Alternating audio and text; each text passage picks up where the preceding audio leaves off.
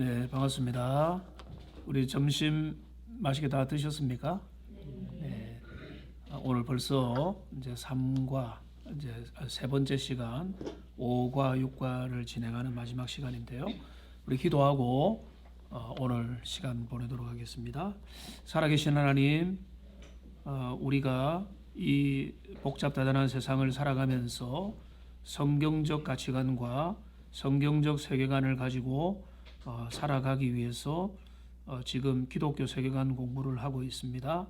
하나님, 때로는 용어가 어렵기도 하고 새롭게 우리가 받아들여야 되는 부분도 있지만은 주님께서 우리에게 은혜 주시고 이해력을 더하여 주셔서 모든 것들이 잘 이해될 수 있도록 하나님 인도하여 주시고, 오늘은 우리 기독교 세계관과 경쟁하고 있는 이 세상의 많은 세계관들에 대해서 살펴보고자 합니다. 우리의 지성을 주께서 열어주시고 우리의 이해력을 다하여 주셔서 잘 깨달을 수 있도록 하나님 은혜를 다하여 주시옵소서. 모든 것 주님 앞에 맡겨드립니다. 복된 시간 되게 하여 주시옵소서. 예수님의 이름으로 기도합니다. 아멘. 제가 기도 중에 중간에 음성을 켜서 온라인에서 바로 못 들어서 하셔서 죄송합니다.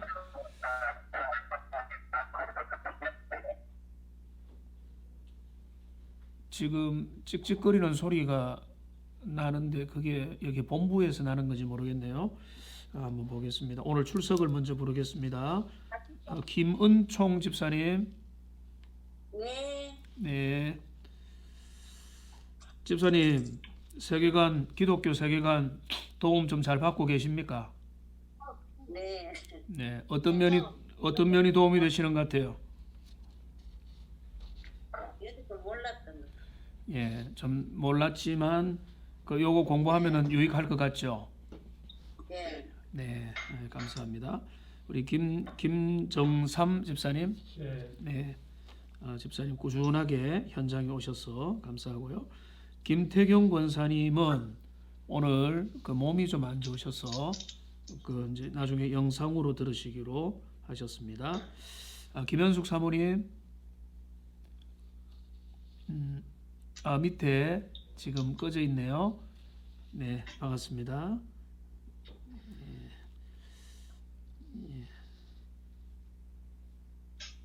김혜정, 네, 우리 김혜정 성도님. 박인숙 집사님. 네. 네, 목사님. 네, 반갑습니다. 지금 어떻게 집입니까?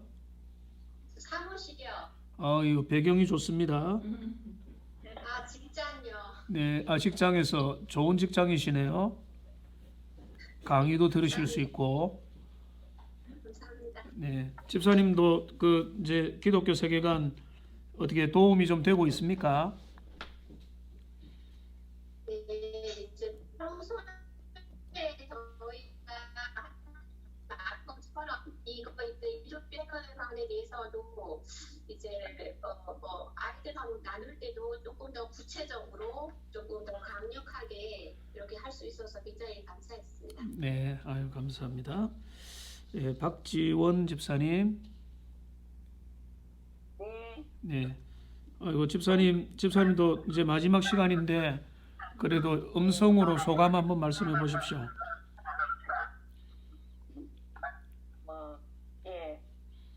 강의를 통해서 알지 못한 것도 많이 알게 되었고, 그래서 세계관에 대해서 다시 한번 생각하는 기회가 되어서 고맙습니다. 네, 감사합니다. 손경아 집사님. 안 들려요? 손경아 집사님 잘 안 들리시는 것 같은데. 안 들립니까? 아니요, 잘 들려요. 손경아 집사님이 지금 못 듣고 계시는데 나중에 물어보도록 하겠습니다. 이순열 집사님. 네. 네, 우리 집사님도 제가 도움이 됐습니까 하면은 안 됐습니다라고 말은 하지 않겠지만은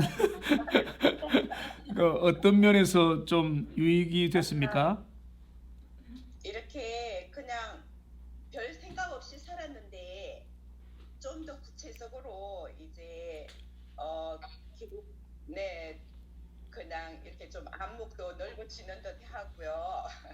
좀 구체적으로 이제 세상 보는 눈이 좀 달라진 듯 합니다. 아이고, 그래서 많이 예, 도움이 갑니다. 강사가 그 뿌듯합니다. 감사하고요. 최일란 집사님, 네, 네네. 현장에서도 집사님 소감 한번 이야기해 주십시오.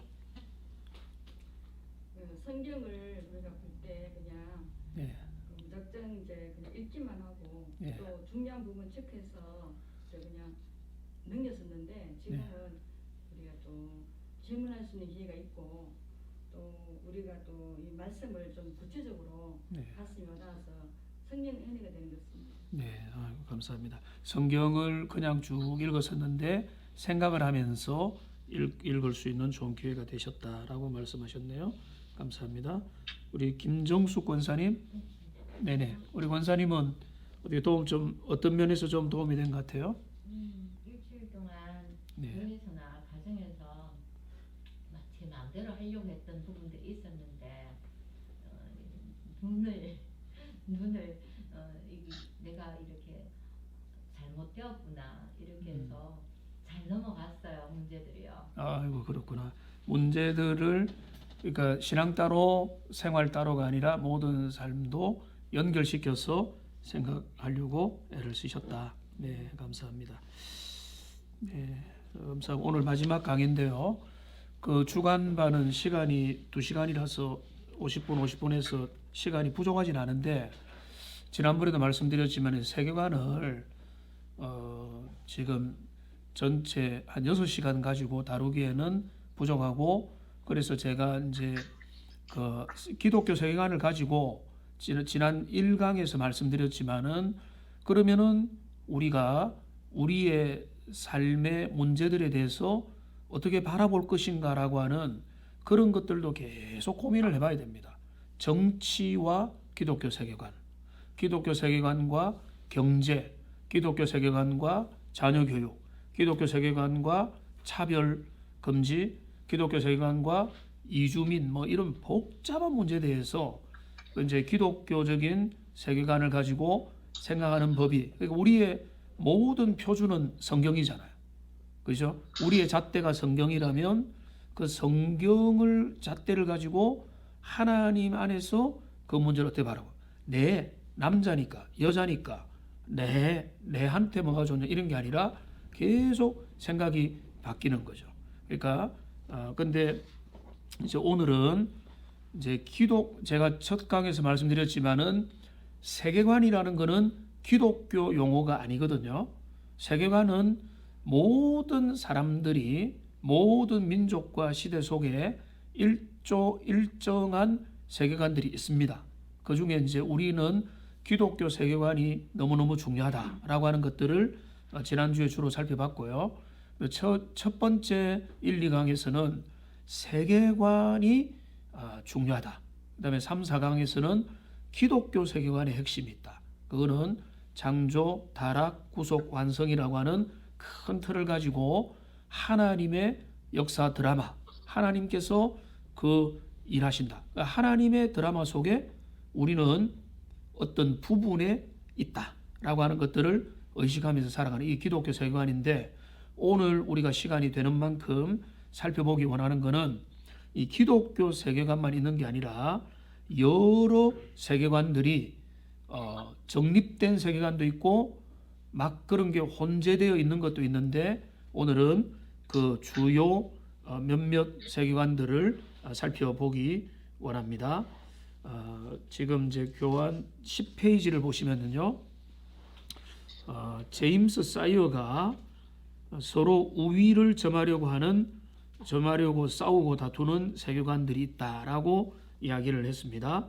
그래서 그 이제 강의를 듣거나 목사님들 설교를 좀 너무 통속적이지 않은 설교를 들으면은 막 포스트 모더니즘, 막 오늘날 시대 정신, 우리 세상의 물질 만능주의 막 이런 이야기를 하는 게 그런 게 다 세계관적인 기초에 대한 그 지적들이거든요. 오늘날 사람들이 무엇에 사로잡혀서 살아가는가 이런 것에 대한 통찰력이라고 보면 되겠는데 그 대표적인 게 몇 가지 있습니다. 우선은 기독교 인격 신론 이렇게 하는 게 이게 우리가 믿는 성경적 신앙 체계가 되는 겁니다. 그 다음에는 이신론이라는 게 있습니다. 그 이제 이즘인가 이렇게 될 건데요. 자, 이신론은 뭔가 하면 하나님의 존재를 인정합니다. 근데 인격자이신 하나님, 우리를 사랑하시고 우리에게 당신의 모든 섭리를 보이시는 하나님의 인격성에 대해서 하나님이 그 우리 때문에 즐거워하시고 우리 때문에 슬퍼하시고 우리를 위해서 독생자를 보내주시고 이런 거 다 거부하고 자, 이신론의 대표적인 그 철학의 개념이 뭔가 하면 이런 겁니다. 시계 제작자입니다. 자, 시계를 아주 잘 만들었습니다. 스위스 뭐 이런 시계 수백만 원, 수천만 원짜리 시계를 잘 만들었던 제작자가 만들고 나서는 그 시계는 저절로 움직인다 이겁니다. 이신론자들이 주장하는 것은 하나님은 어떤 분인가 하면 제작자이다는 거예요. 그분이 세상을 만들었는데 제작을 했는데 세상은 이제부터는 그 작동 원리에 따라 돌아가는 거다. 그래서 그 오늘도 아침에 태양이 떴겠는데 자, 태양이 어떻게 뜨죠?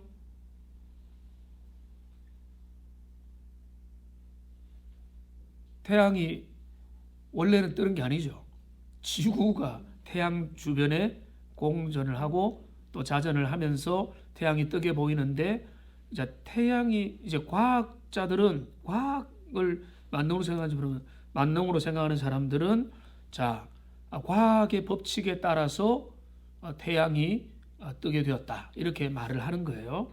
그런데 우리 하나님의 사람들은 뭐라 그런가 하면은 하나님께서 그 법칙을 세우고 그 법칙이 손상되지 않도록 하나님께서는 일반 은총을 허락해 주신다. 자, 그러면 내일은 태양이 뜹니까 안 뜹니까?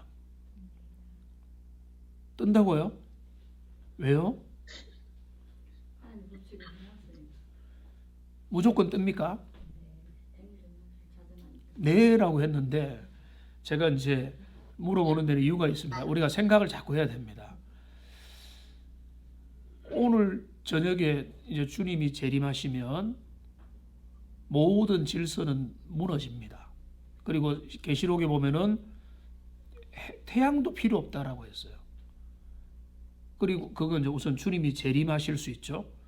그거 인정하죠? 그건 무조건 아니죠.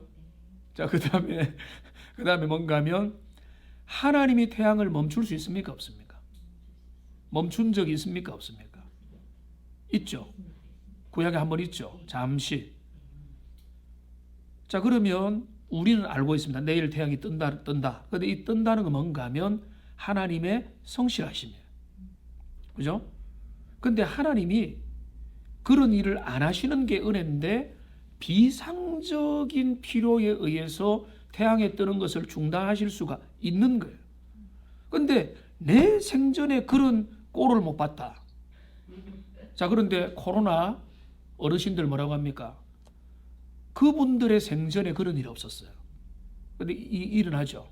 근데 우리가 이제 모든 생각을 바꿔요. 태양이 오늘도 뜨는 거는 하나님의 성실하심이고 하나님이 이 세상을 지금도 기다리시기 때문이지 그냥 어제 떴으니까 오늘 뜨는 게 아니라는 거예요. 그냥 뜬다면은 이게 그냥 과학의 원리다. 하나님도 어쩔 수 없다. 이렇게 가버릴 수 있다는 거죠. 그러니까 이신론자들은 이제 하나님은 그저 세상을 만들어 놓고 멀리서 구경꾼처럼 바라보신다라고 하는 철학자의 하나님이에요. 그러니까 그들에게는 그 성경이 말하는 하나님에 대한 생각이 없는 겁니다. 자, 자연주의는 뭔가 하면 하나님을 인정하지 않습니다. 그러니까 초월을 인정하지 않습니다. 자연은 자연의 법칙대로 그냥 움직이는 것이다.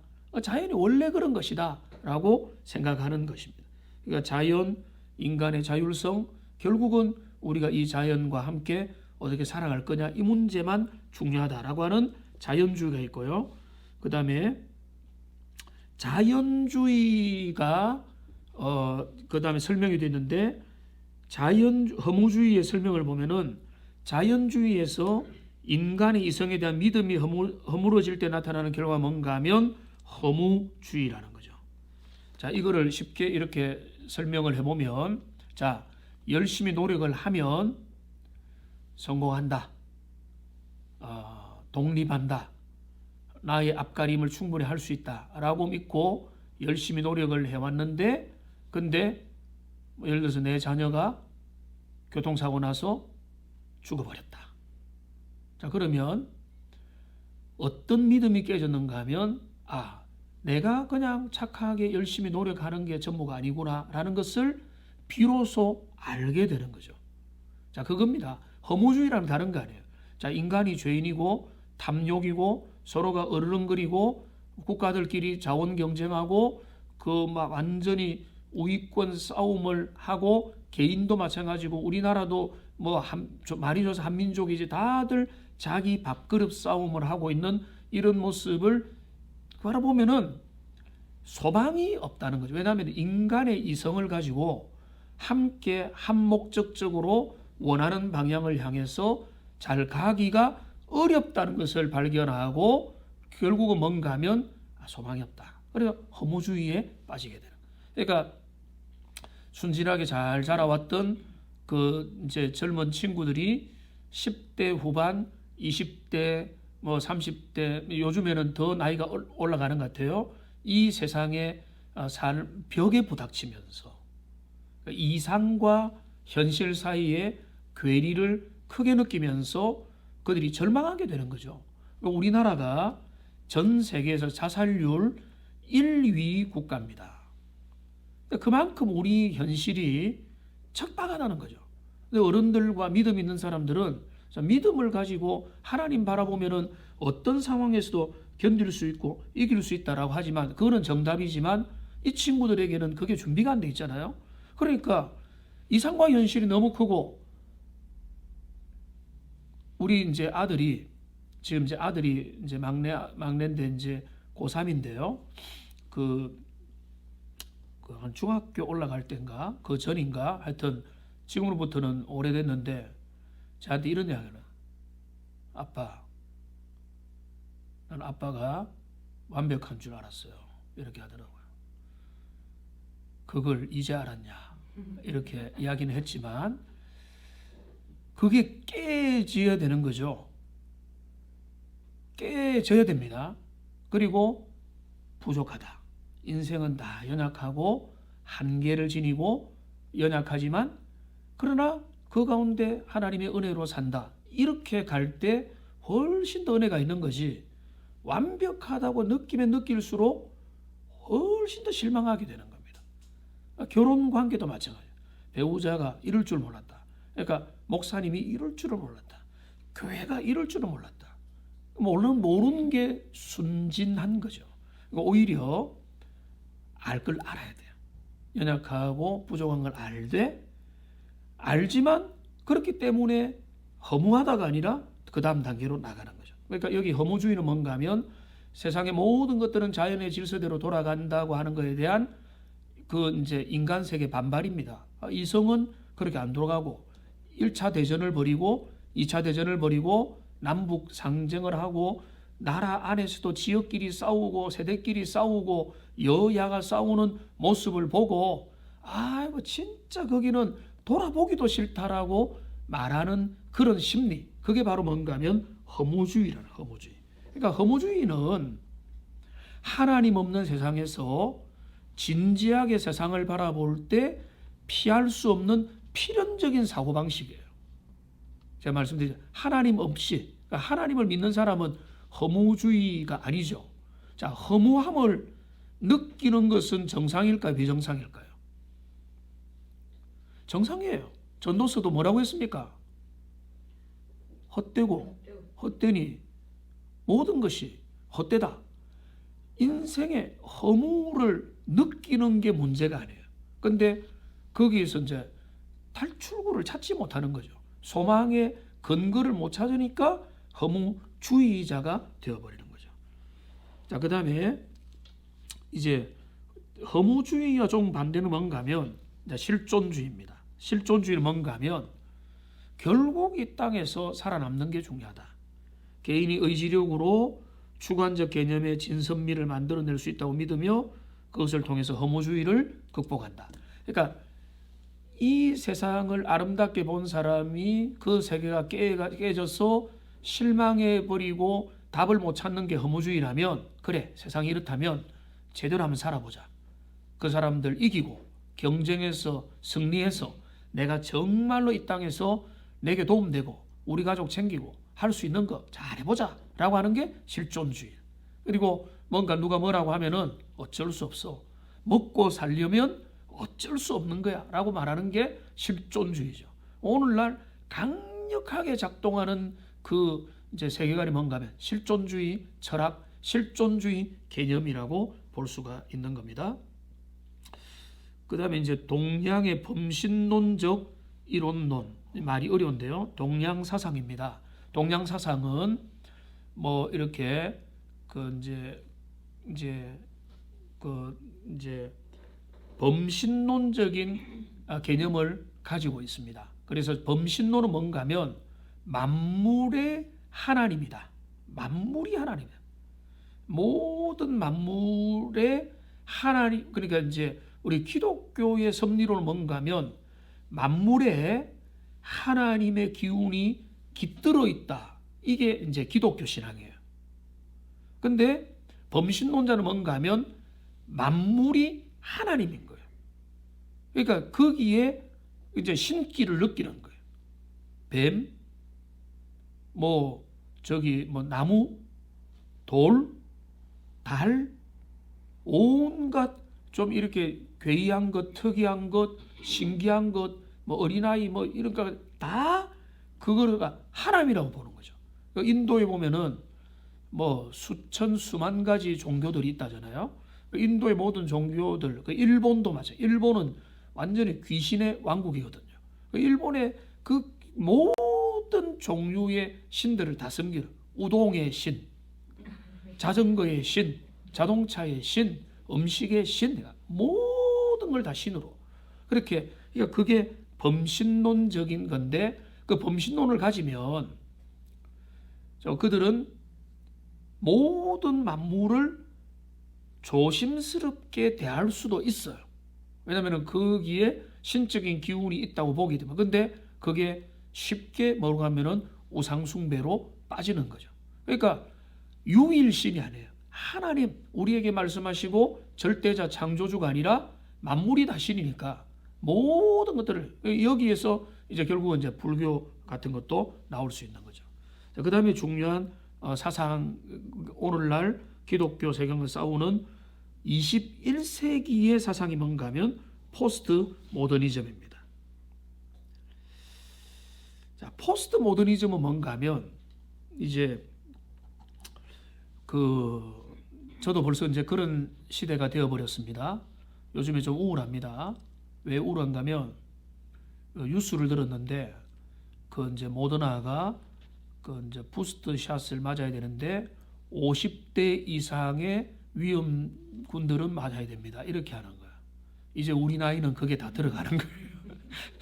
예전에 남의 이야기로 들었던 이거 50대 이상의 이제는 빠져나갈 수가 없어요. 51살 이러면은 만으로 하고 생일 안 되고 이러면은 그게 다 빠져나갈 수가 있었는데 이제 피할 수 없는 거다. 뭐 이렇게 되는데, 근데 이제 예전에는 뭐가 있었는가 하면 포스트 모더니즘과 다른 것은 20세기 이전만 해도 사람들에게는 절대 진리라는 게 존재한다. 절대 진리라는 게 존재한다고 믿어왔어요. 그래서 그거는 맞다, 틀리다를 말할 수 있다라고 봤어요.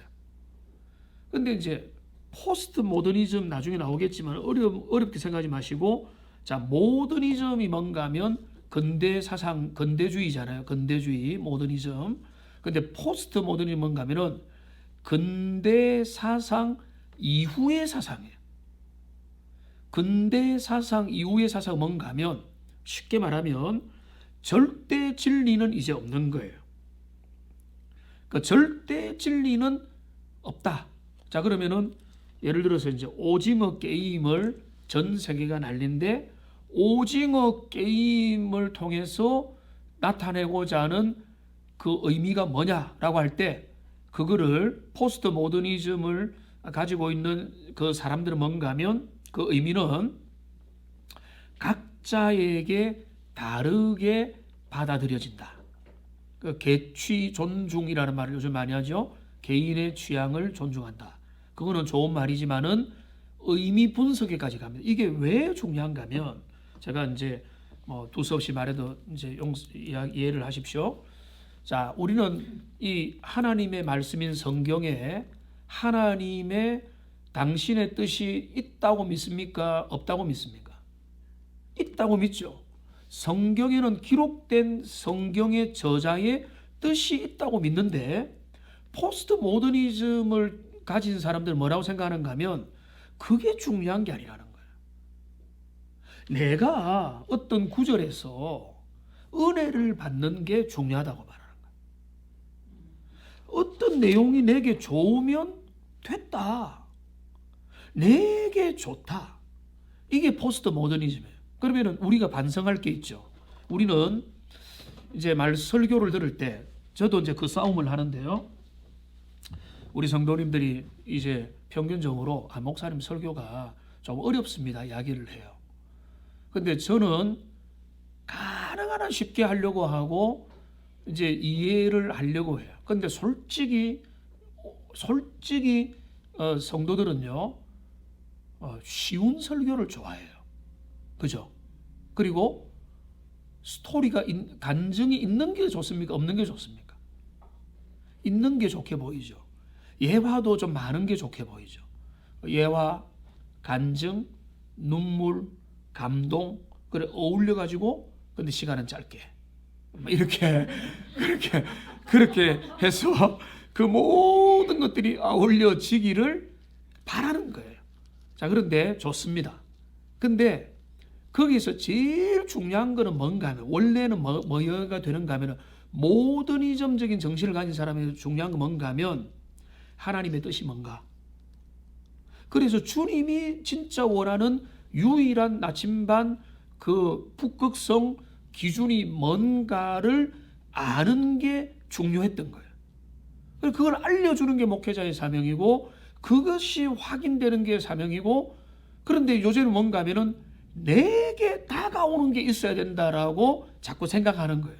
그게 의미가 없다는 말이 아닙니다. 그게 제일 중요하다고 자꾸 여기기 시작하는 거예요. 자, 그렇게 되다 보면은 이제는 뭔가 진리가 역전되는 거예요. 오늘 설교가 엉터리라도 그 분의 스타일이 내가 좋아하는 스타일이다. 그 설교가 하나님의 뜻과 별로 안 맞아도 내 그분의 어떤 옷 입는 거나 대화 전달하는 면에서 내게 공감이 간다. 그래서 나는 좋다. 이런 쪽으로 가는 거예요. 그리고 이게 진리가 있고 진리를 우리가 받아서 그 진리로 우리가 다듬어지고 형성된다 쪽으로 가기보다는 내 마음을 만족시킬 게 없나? 저 사람은 왜 오늘 내게 필요한 이야기를 안 해주지? 자꾸 이렇게 가는 거예요. 그게 틀렸단 말이 아닙니다. 저도 그 적용을 위해서 애를 씁니다만 이게 주객이 전도된 거예요. 자, 그러면 설교가 어떻게 되는가 하면 내 마음을 시원하게 해달라. 이게 설교 목적이 되는 거예요. 자, 그러면 선지자도 있고 성경에 많은 설교자가 있고 예수님도 있지만 그 말씀이 나에게 해답을 주고 내가 이해할 수 없었던 부분을 이해해서 시원해지는 것은 충분히 가능하지만 내가 해결하고 싶은 거를 설교를 통해서 기대하는 일만 계속 한다면 초점이 잘못된 거예요. 그것도 포스트 모더니즘적인 생각에 우리가 자꾸 치우치기 때문에 그런 생각들을 하고 있는. 오히려 우리가 어떻게 돼야 되는가 하면 이렇게 되는 거죠.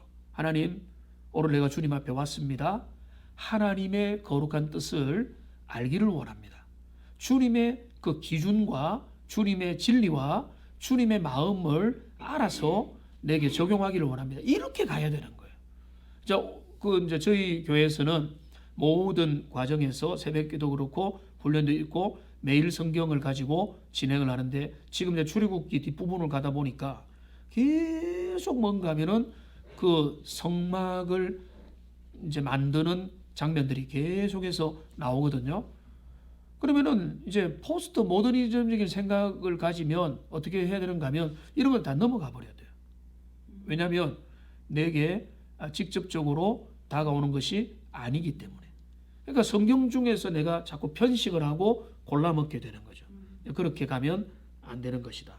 그래서 포스트 모더니즘은 오늘날 강력하게 우리에게 다가옵니다. 그 뿌리가 뭔가 하면 소비자 중심주의가 되는 거예요.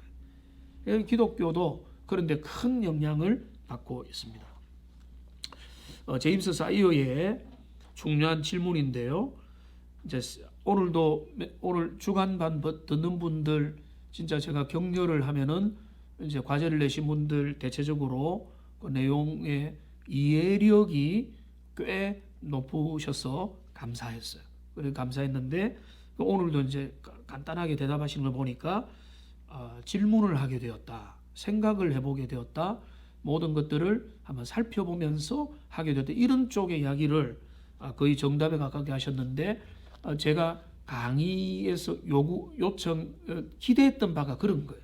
생각하는 그리스도인이 되고 모든 기준을 성경대로 하고 좀 우리가 이제는 신앙은 그냥 뭐 교회 가서 시간 보내고 예배 한번 드리면 되는 게 아니라 우리의 모든 생각과 가치관들을 기독교 세계관이라는 안경과 렌즈와 우리의 그 틀을 가지고 한번 재조정을 해보고 어렵지만은 바꿔보는 것이다 라고 한다는 거죠.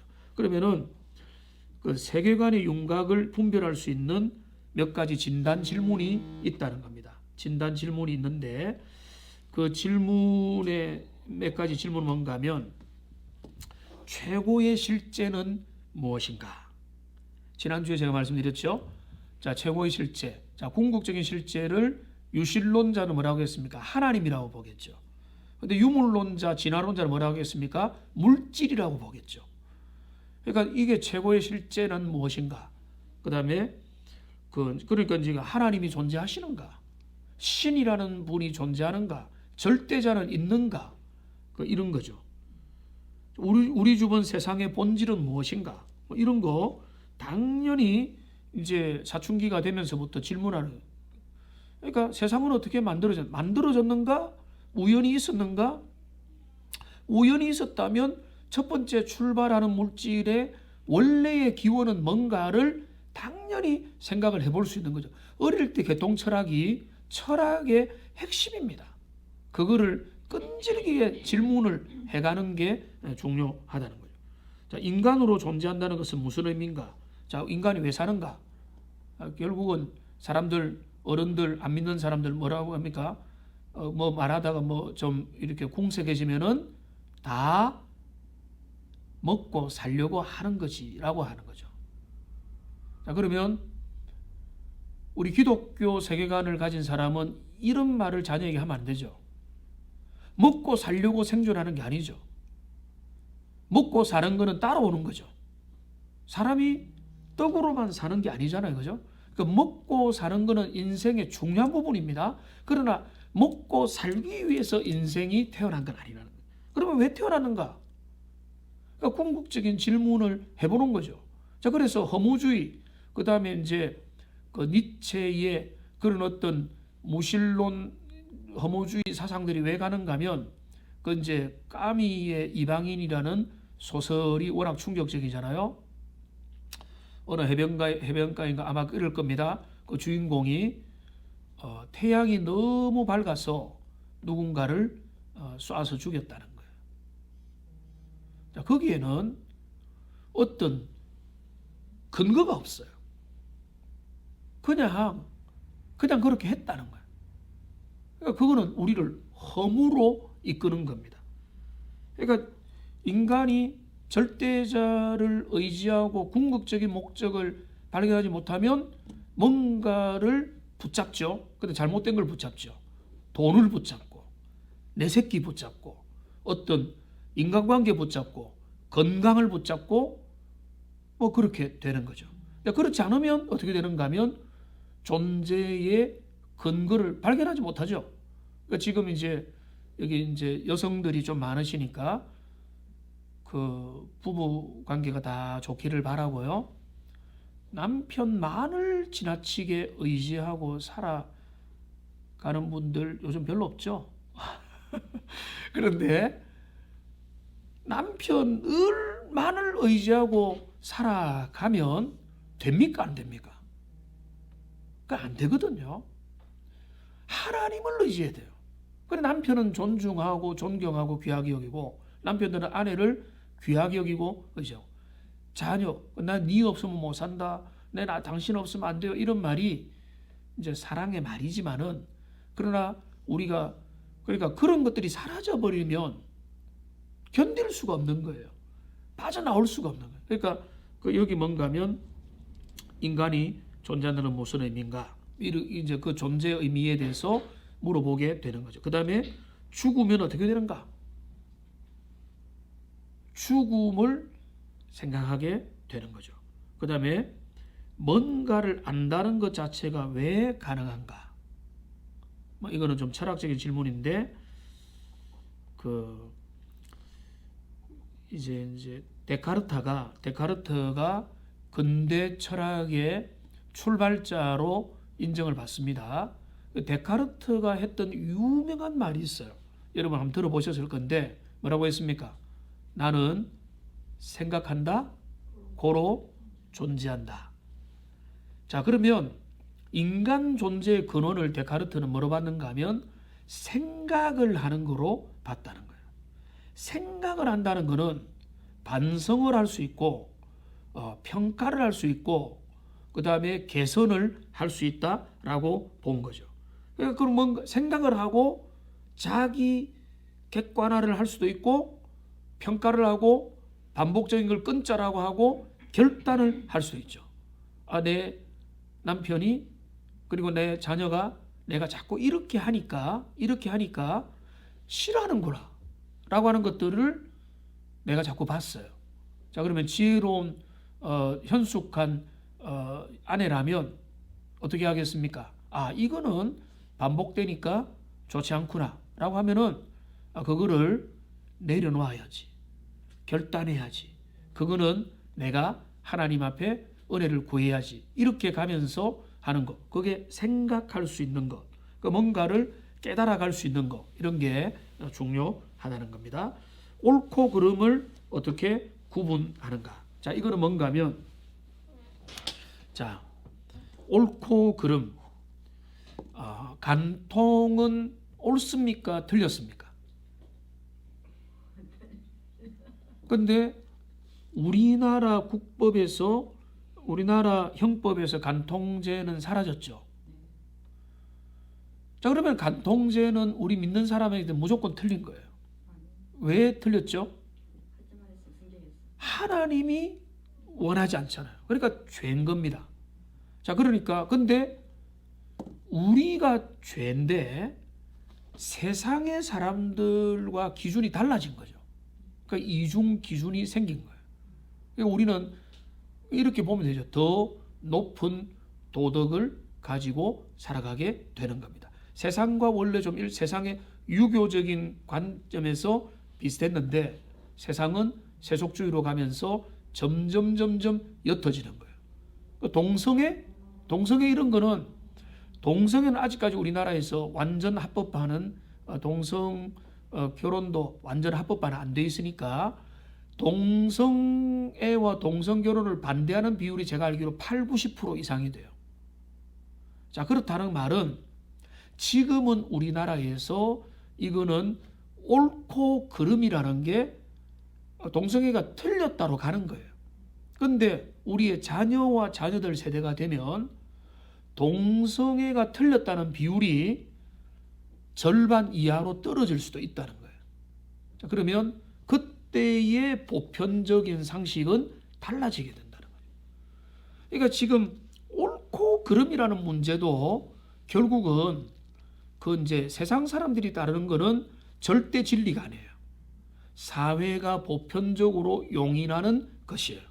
우리 기독교는 일부일처제, 그 다음에 뭐 이런 어떤 간통 문제, 그 다음에 동성애 문제, 그 다음에 이제 제일 세상에 요즘에 공격 대상이 될 수 있고, 또 이제 여성분들이 많으니까 여러분들 잘 들으십시오. 여성분들도 거기에 올라탈 수 있는 잘못된 중에 하나가 뭔가 하면, 지금 제일 싸움의 전장이 될 수 있는 게 뭔가 하면 가정의 머리가 누구냐라고 하는 그 부분이에요. 그러니까 여권 신장에 관심을 두기만 하면 제일 타겟이 될 수 있어요. 유럽과 미국도 여기에 전투가 벌어졌어요. 남녀 평등인데 왜 아내의 머리가 남편이냐? 이 이제 50대 이상의 분들은 대부분이 그거는 하나님의 질서다라고 인정할 겁니다. 근데 그 밑에 가면은요, 이제는 싸움이 달라져요. 왜 그래야 되는데? 근데 우리가 붙잡는 거는 뭐죠? 그럴 때 말씀이 그거를 우리에게 분명히 말하느냐. 그러니까 옛날부터 그래 왔다. 우리의 어른들은 그걸 받아들였다. 이렇게 가는 거는, 그거는 고리타분한 구태의연한 그냥 아재 이야기를 하는 거예요. 나 때는 이렇게 되는 거예요. 나 때는 우리가 이제 보수적인 신앙을 가진다고 할 때 중요한 거는 나 때는 이런 것들은 좀 버려야 돼요. 나 때는 버리지만은 성경이 말하기를, 어릴 때 주일학교 출신들 한번 손 들어보세요. 몇 분이 계시네요. 주일학교 뭐였습니까? 어릴 때 그 가라사대 게임 했잖아요. 가라사대. 아시죠? 가라사대 게임 모릅니까? 그 예수님이 가라사대 손 드세요 하면 다 손 들고. 뛰어나죠? 자, 손 내리세요 하는데 가라사대 안 했는데 손 내리면 막 혼내고. 진짜 단순한 게임인데 우리가 열심히 했습니다. 근데 거기에서 배울 교훈은 한 가지인 것 같아요. 가라사대가 들어가면은 그 말을 듣는 거고, 안 들어가면은 안 듣는 거예요. 오늘날 그 시대가 된 거예요. 그러니까 우리의 기준은요, 자, 우리 어른들 다 했다, 따르자. 그거는요, 위험할 수도 있고, 우리 어른들 중에도 잘못된 거 많아요. 우리 중에도 구습들이 있잖아요. 우리의 유교 전통, 샤머니즘적인 전통, 제사 전통, 아주 처가를 무시하는 전통. 그래서 저도 이제 부모님께 결혼하면서부터 용돈을 드리면서 양가에 다 드려요. 그 이제 경제 형편에 따라서 조금 다르게 드려요. 아내하고 합의해서. 그 조금씩 올려드리고 이렇게 하는데, 근데 원래 처음에 의도는 반자랑에 가깝습니다만은 10분의 1을 드렸는데 지금까지 그렇게 하려고 하고 있어요. 근데 나중에 이제 너무 이제 자녀들 키우고 하니까 용서를 구하고 10분의 1씩은 못 드려 10분의 1을 나누어서 드리고 있습니다. 근데 그렇게 이제 처음에 총각 때부터 그렇게 이제 하면서 부모에게 효도에 제가 그 하고 있으니까 설교할 때 제일 자주 하는 설교가 뭔가 하면 부모 공양의 핵심은 물질이다 라고 이야기를 해요. 부모님들 너무 좋아하세요. 손잡고 목사님 이 설교 꼭 해주세요 하면서, 제가 자녀들이 우리가 먹고 살기 좋아서 용돈을 줘도 이렇게 거부한다면은 저 신방 가서 그러면 안 됩니다. 용돈을 받으세요. 그거는요, 불러서 교육을 시키세요. 저는 자녀들에게 계속 세뇌 교육합니다. 그래서 세뇌 교육을 많은가 하면은 보여주는 거예요. 이 부모가 아무리 힘들고 어려워도 내가 부모님한테 할 거 하나님께 11조, 그다음에 이거는 엉뚱한 새끼로까지 빨리 돌아올게요. 그렇게 하고 있는데, 그러나 너희들 해야 된다. 그리고 큰아는 벌써부터 이제 언제 취업될지 모르지면은 힘든데 하면은 그거 가지고 뭐 하겠느냐. 그러니까 이걸 받아서 그거를 잘 관리해서 진짜 마음이 있다면 나중에 또 자녀를 위해서 필요할 때 쓸 수도 있지. 그러나 자녀가 부모님한테 드리는 법을 훈련을 시켜야 되는 거예요. 근데 그거 없이 나는 됐다 너희들, 이거는요, 하나님이 나는 됐다 너희들 헌금하지 마라 아니죠. 하나님이 헌금해라. 그걸 가지고 성막도 짓고 그걸 가지고 제사장들 먹이고 그 모든 예배의 삶이 가능하도록 하라고 하나님이 배고파서 하시는 게 아니잖아요. 그게 이제 훈련의 차원이거든요. 근데 이제 엇길로 갔는데 그래서 이제 이제 너무 많은 길로 나갔네요. 그래서 이제 우리에게 있어서 옳고 그름의 기준은 달라질 수 있다. 그래서 이제 선과 악, 그래서 참된 것과 바른 것들 달라질 수 있기 때문에 제 핵심은 이겁니다. 성경적 기준이어야 된다. 자, 성경은 기독교 세계관의 입장에서 보면은 성경은 뭡니까? 진리죠. 자, 그럼 기독교 신앙에서 진리는 몇 개입니까? 하나고, 진리는 또 특징이 뭡니까? 중요한 거. 진리는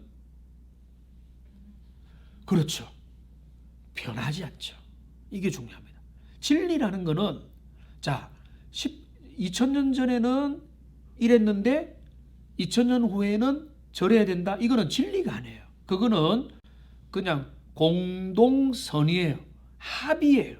그거는 상식이고 시대 정신이에요. 그거는 진리가 아니에요. 진리는 변하지 않는 거예요. 우리는 진리를 붙잡고 있는 것이다. 그 다음에 이제 역사의 핵심은 무엇인가? 라고 하는 그런 질문. 이런 질문들이 이제 전문적으로 던져지고, 이제 그 배경으로 던져지기 때문에 오늘날 이념의 전쟁이 있고, 모든 영역에 싸움들이 있고, 세계관의 전쟁이 있는 겁니다. 제가 그 1강에서 이야기했죠. 세계관의 핵심은 전제들의 총집합이다라고 하죠. 사람들이 이야기를 할 때는 전제를 깔고 이야기하는 거예요. 그런 것들이 잘 드러나야 되는 겁니다. 자, 기독교 세계관은요, 지난주에 했기 때문에 간단하게 정리하면 핵심은 창조, 타락, 구속, 그 다음에 구속 뒤에 완성까지 포함할 수 있습니다. 창조, 타락, 구속, 완성을 추구하기도 하고, 기독교 세계관의 근거는 성경이죠. 성경은 하나님의 계시고, 성경은 그냥 읽는 책이 아니라 성경을 통하여 세상을 바라보는 거죠. 그죠? 여러분, 진짜 제 마음이 그렇습니다. 기독교 세계관을 통해서 이거 하나만 딱 정립하면 되겠어요. 성경은 우리에게 장착되어야 될 안경이라는 거죠. 마음의 안경이고 눈의 안경이죠. 세상의 모든 것들을 바라봐야 될 통로요, 초점이다, 안경이다. 자, 그래서 큰 흐름을 통하여 역사와 인생, 시대를 읽는 메타 내러티브. 자, 메타 내러티브는 뭔가 하면 이제 거대 이야기라는 겁니다. 하나님의 거대한 이야기. 하나님이 우주의 총 연출자로, 총 감독으로 배후에서 그 이제 마귀, 그 다음에 아담과 하와, 창조, 그리고 지구, 동식물, 그 다음에 그리스도 예수를 통해서 이 모든 하나님의 역사의 드라마를 기획하고 배후에서 조정하시고 이끌어 가신다. 그럼 우리는 누굽니까? 우리는 그 드라마의 하나의 점이죠.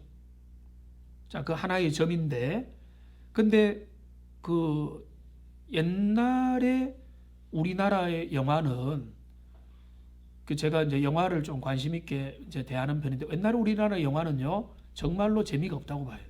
왜 재미가 없었는가 하면 눈물 줄줄 흘리는 드라마, 주인공을 지나치게 얼굴을 부각해서 그 얼굴에 있는 인상과 표정 변화에 너무 집중하는 그런 거였어요. 근데 지금 이제 몇십 년 전부터 조금씩 발전해 오면서 했던 거, 요즘에는 주인공만 부각되지 않아요. 감초 역할들이 있어요. 보조들, 배역들, 그 다음에 의미 있는 그 조연들이 자꾸 나타나요. 그러니까 우리가 누구냐 할 때 여러분이 역사의 주인공입니까? 말씀해 보세요.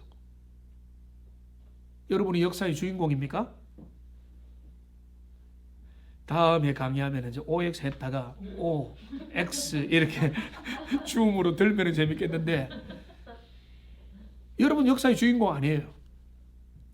저가 역사의 주인공입니까? 주인공 아니에요. 어쩌면 대구 동원교회 역사의 어떤 부분에서 쓰임받는 그런 위치에 있는 거예요.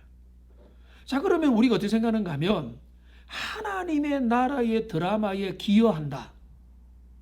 그 의미가 뭔가 하면 그 주님의 드라마를 망치면 안 되는 거예요. 그 주님의 드라마에 빛나는 조연, 열연을 하면 되는 거예요. 근데 좀 좁혀보면 여러분이 좀 주인공처럼 여겨지는 무대가 있어요. 가정이에요, 가정. 자녀 교육이에요. 교회로 가면, 소그룹으로 가면, 구역으로 가면, 여러분이 일터로 가면 여러분의 역할과 여러분의 무대는 좀 더 커져가는 거예요. 그러니까 거기에서 내가 하나님의 나라의 드라마의 어떤 부분으로 섬긴다. 이렇게 될 수 있는 겁니다. 오늘 진도를 나가야 되기 때문에 조금만 이슬람 그 UAG까지 하고 잠시 쉬도록 하겠습니다.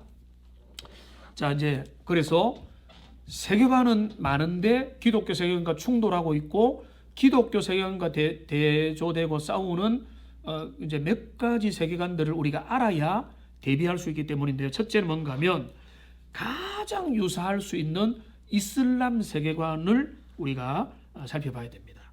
자, 무슬림들은요, 요즘에 저기 경북대 앞에서 저 이슬람 사원 짓는 거 반대하는 거 영안교회도 기도하고 있죠. 그게 정말로 복잡합니다. 그래서 여기에 제가 이제 거기 있는 목사님들, 이제 김 목사님도 그렇고 서 목사님도 그렇고 우리 교단의 목사님들하고 이야기 좀 하면서 그 논점이 쉽지 않다. 그 논점은 몇 가지가 달려 있거든요. 그러니까 정말로 단순하게 무조건 거부하는 것도 이제 그게 거부하는 게 맞죠. 궁극적으로는. 근데 그 거부하는 관점이 이제 너무 설명을 하니까 복잡합니다. 근데 그 중에 하나를 선택해야 되는데, 자, 이슬람은 엄청 세력을 발휘하고 있습니다. 유럽은요, 진짜 무슬림 사회가 됐어요. 그러니까 무슬림들이 유럽을 다 장악했어요. 그래서 이제는 프랑스 이런 데 보면요, 무슬림 천국이에요. 그러니까 무슬림들은 그들이 이제 산하 제한을 거의 안 하거든요. 그래서 5명, 7명, 10명씩 막 나요. 근데 그거를 무식하다 이렇게 할 게 아니라 우리가 너무 인간적인 거예요.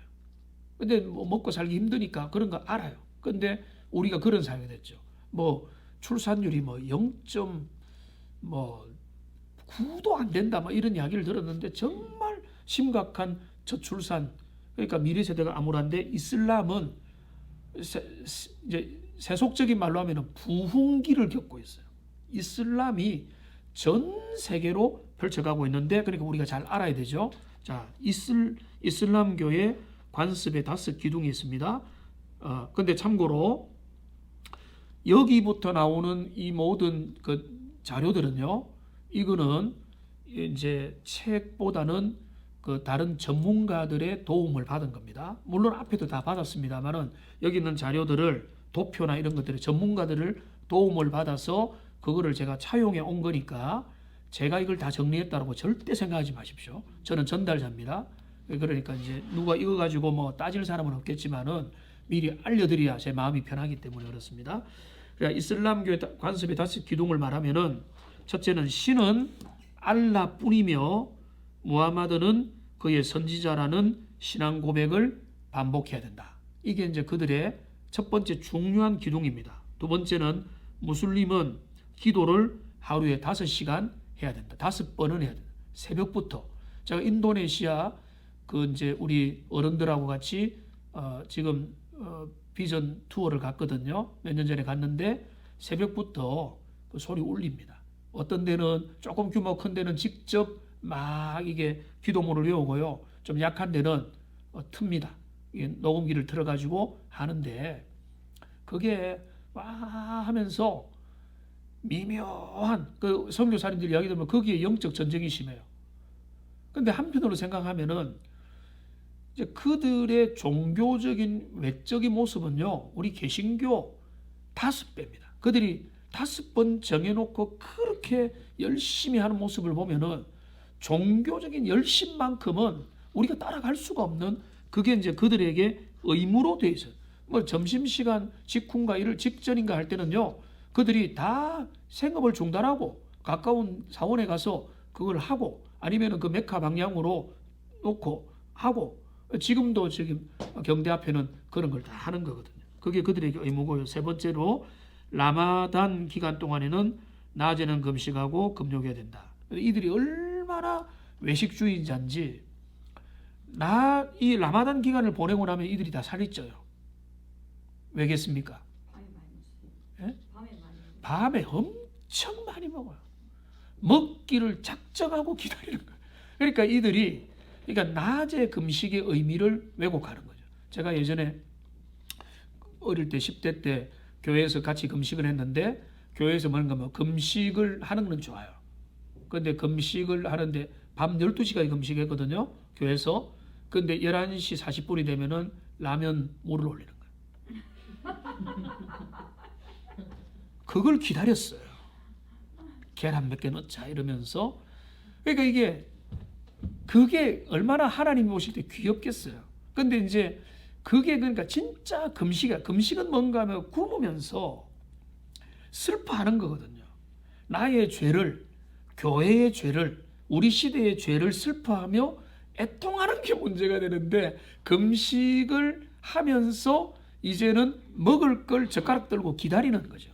근데 그거는 하나님은 애교로 봐주시면은 진짜 본질적인 금식은 아니다. 근데 라마단 기간 끝나고 밤만 되면은요, 그들이 야식에 폭식에 해가지고 건강도 무너지고 오히려 더 문제가 많다. 그 다음에 이제 가난한 자에게 수입의 2.5%를 내줘야 된다. 자, 능력이 되는 무슬림은 메카로 순례 여행을 해야 된다. 제가 이거를 직접 확인을 했습니다. 인도네시아를 몇 번, 이제 한 3번인가 3-4번 갔었는데, 그 공항에 보면은요, 그 코로나 이전이었는데, 그 이제 성지 순례라고 우리 교회는 안 합니다. 성경 지리답사라고 합니다. 성지는 따로 없어요. 거룩한 도시는 없어요. 근데 이제 그들은 성지 순례라고 하거든요. 메카를 향해 가는데 어떻게 하는가 하면 적금을 들어요. 가족 적금을 들어서, 확대 가족이니까 한 15명, 20명이 유니폼을 맞추고 그들이 공항에 여러 그룹들이 모여 있어요. 그들은 그것이 그들에게 일생일대, 그러니까 성지 순례를 가면 하나님이 그거를 그들의 공로로 인정을 해주는 거예요. 그래서 하나님이 그들에게 이제 포인트를 많이 쌓아주니까 일평생의 의무로 이렇게 삼고 있는 겁니다. 이제 지하드 우리가 유명하죠. 요즘에 테러 집단인데, 지하드는 거룩한 전쟁이라고 하는 지하드입니다. 여기에 참여하는 것을 그들은 적극 인정합니다. 왜냐하면 이거를 죄와 유혹에 대한 전투라고 보기 때문에 그렇습니다. 우리는 그 말이 되느냐라고 하지만, 여러분 한번 생각해 보세요. 히브리서에 보면은 너희가 죄와 싸우되 피 흘리기까지 싸워야 된다라고 말씀하세요. 자, 그러면 이 피는 진짜 피입니까? 마음의 피입니까? 우리는 마음의 피로 해석을 하죠. 그리고 저도 그렇게 믿어요. 근데 이들은 뭔가 하면 그 피는 진짜 피 흘리기까지 싸워야 된다는 거예요. 자, 그러면 너희 눈이 음욕을 품으면 예수님이 뭐라 하죠? 눈을 빼내버리라 하잖아요. 내 손이 잘못하면 뭐죠? 찍어내버리라는 거죠. 자, 그래서 눈을 뽑았고 그 남성의 생식기를 자른 신학자가 있어요. 목회자가 있어요. 자, 그런데 그 성경 본문이 문자적인 눈을 의미합니까? 마음의 눈을 의미합니까? 우리는 마음의 눈으로 해석하지만 예수님이 마음의 눈이라고 한 적은 없어요. 그죠? 거기에 해석에 애매함은 있어요. 우리는 마음의 눈이라고 그거를 받아들여요. 그러면은 우리가 눈을 빼내야 된다면 우리 중에 눈 뜨고 다닐 자가 없을 수도 있겠다. 그죠? 집사님은 아니겠지만 그 집사님 빼고 다 우리는 눈을 뜨고 다닐 수 없어요. 그러니까 이제 마음의 눈으로 하고 성경을 그렇게 해석을 하는 게 맞는데 이들은 철저하게 문자적으로 해석을 합니다. 그러니까 영적 진리를 위해서는 싸워야 돼요. 제가 어릴 때 이런 영향을 좀 받았어요. 그래서 소심하게 절에 갔다가 불상을 무너뜨리지 않고 절에 이러면 불탑을 샀잖아요. 돌로 쌓는 거 아무도 보는 사람 없을 때 내려오다가 몇 개 무너뜨렸어요. 그 정도는 이제 하나님의 애교로 맞죠.